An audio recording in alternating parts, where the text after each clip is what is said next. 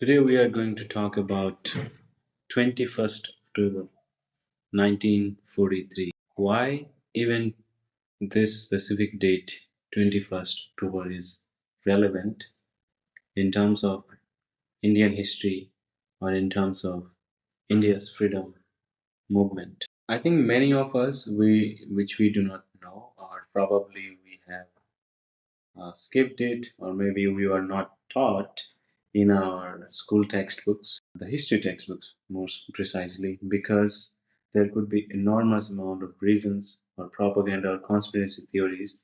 But I'm not going to talk about those things today. I'm going to talk about the specific thing happened on 21st October in 1943. So on this specific date, the AZAD Hind provisional government was formed in Singapore, which means it was a temporary government of India in exile to run the freedom struggle to the freedom movement against the British Empire until India gets its freedom. So on this specific date, total 11 nations, those who came and they supported and they recognized the Azad Hind provincial, the government was an Indian government, and they basically recognized that countries like Russia, France, countries like China, Singapore, Burma, Vietnam, Laos, Thailand, these countries they basically came, and Japan, and they supported. Of course, Japan was the big support.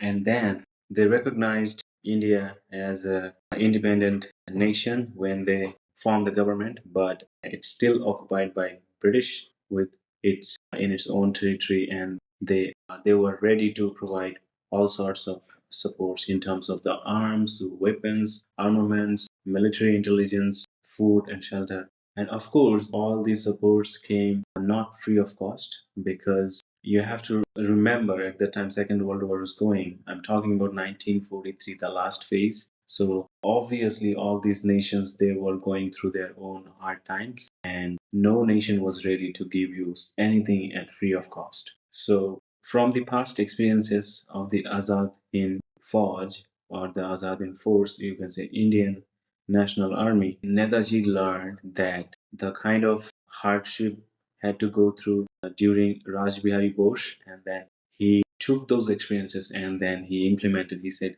we have to be self-reliant, we have to be financially independent. In order to do that, the Indian diaspora, those who are living in these Southeast Asian countries or East Asian countries, they came together. Netaji basically appealed to them, and they came up with all sorts of givings. Basically, those who had wealth, they gave wealth, jewelry, golds, all kinds of. Those who have clothes, they gave clothes. Those who are merchant businessmen, they gave food, whatever they can. They started donating, and then there were many instances. They basically on a scale started weighing Netaji with one side Netaji and another side gold, silvers in such a huge proportion. People started donating. So the fund basically they started collecting fund, and after this crowdfunding, then the Azad Hind government they came up with an idea of having independent banking system. Even they had their own banks. Not only that, they built, I think, three universities, and then they built 18 military training centers where the next future batches they can go through the training. Even they gave the contract to the Japanese government in order to make the jet fighters, in order to make aircraft for this government. This was the only and first Indian government who was not only just for the sake of the government, they're really in action. And it was the main problem. It was the main challenge was in front of the British Empire, as well as in front of America at that time, which they did not like, and they realized this is the force which can uproot them from the entire British Empire, from the Indian from the which basically happened. Not only that, so on, like I said, they had their all independent wings, like it was fully operated. All wings were there, like in terms of the trauma centers and like stress management centers, all kinds of things. You have to imagine at that time, we're talking about 1943. and at that time is almost more than 80 years. And then if somebody has that idea of having these all kinds of military wings and department, that means you have to understand somebody knows the military warfare and the military structure. What are the things? If somebody is at that level, then we can think about it, right? So Netaji took oath on that day, and then he addressed, "In the name of God, I, Subhash Chandra Bose, take this sacred oath to liberate India and its 35 crores of countrymen. This sacred oath of freedom I will fight until my last breath." And like he was continuing, it's a very long oath. And then in between that, somewhere he got really, he felt emotional while his oath ceremony. And then he took over his emotional feelings, and then he continued his oath. And in the end, he said something: "I shall always remain a servant of India and look after the welfare of 35 crores brothers and sisters. This shall be my highest duty ever after winning freedom. I shall be prepared to shed the last drop of my blood to preserve this India's freedom." And after that oath ceremony speech, people were so energized, people were so emotional at that time, and they were fully on. Like there were many occasions when the Netaji he had done the broadcasting, because they had their own radio broadcasting system. And then he appealed to the all Indian diaspora living in Southeast Asian countries. And after his appeal, not only men, women, married women, maybe they're in their 40s, 50s, they came. The young girls in their 60, in their maybe 17, maybe they are in 17 years old, 16 years old, they also came to join the Indian National Army or AZAD HIND force. Because you have to remember, in the AZAD HIND force there was a women brigade. It's called Rani Lakshmibai Brigade. So they came, and they came to join. As they were very like some of them, they were really elder and they are overaged, so they were not allowed, but they remained, waiting outside of the gate for the Netaji. When Netaji came, they said there could be many other jobs in the army. We want to serve that. We want to do that. If we are not eligible to go for the war at the front line, then we want to do some other jobs. So then he took them in, and on two conditions, he said, you have to get trained on arms, and second thing, you have to get basic training of marching and everything. And they did. Within a month, they learned with they got the arms training, and they were doing marching. And even they shot, like they pretty much surprised all other veterans, the women from the women brigade, the way they marched. So it shows the amount of the fire within them. And after seeing all this, especially Japanese, they were in shock. They said how Indians are, how they are so much motivated for their freedom movement, for their freedom struggle. The people, the Indian diaspora, those used to live in those days in these ASEAN countries or Southeast Asian countries, they used to be treated as just a bondage labor. So Netaji, after he went there, he made sure nobody is working as a bondage labor. He gave them that self-respect, so you can live with dignity. People started feeling that, people started resonating with him, and then people gather in thousands of them, and they join this specific movement, and that really led the success of the Azad Hind provincial governments. Basically, they came to Andaman and Nicobar, and then Netaji made sure that Japanese flags were taking off.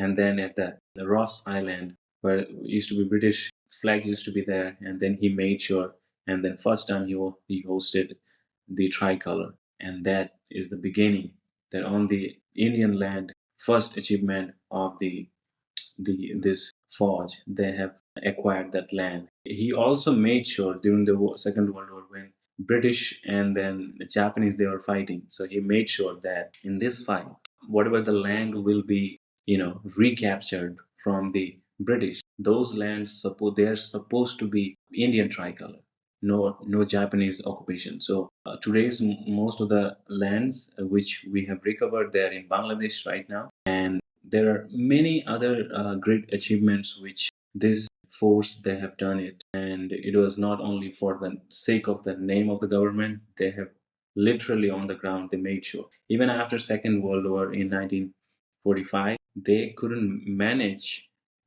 to make them or force them to surrender to the British government, which was the case with the other nations. Like all other nations, they have surrendered to the British or the USA, including Japan. The AZAD HIND government, they never surrendered. Even, in fact, they couldn't catch Netaji when he flee to Russia.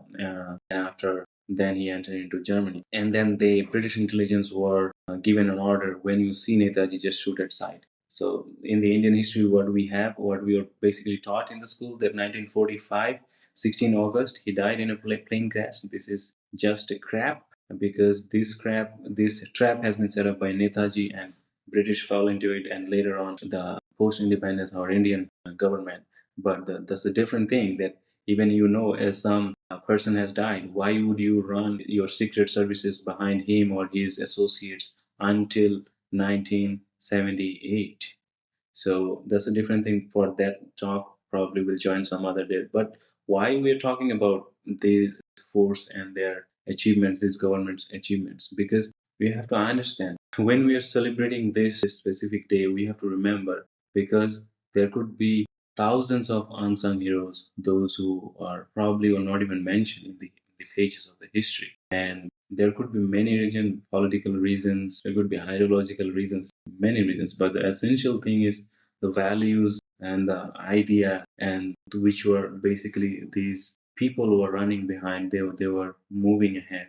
They were looking at Netaji. So he was the man who basically they admire and they followed him. So yeah, on this day, for this generation, or maybe for the future generation which is yet to come, we should preserve these ideas, this ideology, and we should pass this message and ideas. We should inculcate, and we should pass these ideas to the future generation. Because of them, they are the forefathers. Because of them, we received the independence. We got independent. It's not for the Congress.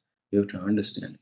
It's not for the Congress. It's not for these so-called those who came and sat on the thrones. No, these are the main freedom fighters, which are systematically they have been deleted from the Indian history, because Indian history, the historians, those who wrote the history, they wrote the history which they were taught to write, though which they were told, which they were asked to write, and they write the same way which our so-called forefathers. They were basically the British agent. They maintained that thing, specifically the Congress. So you have to realize and remember, freedom did not come to us free. There are enormous amount of unsung heroes, those and their families.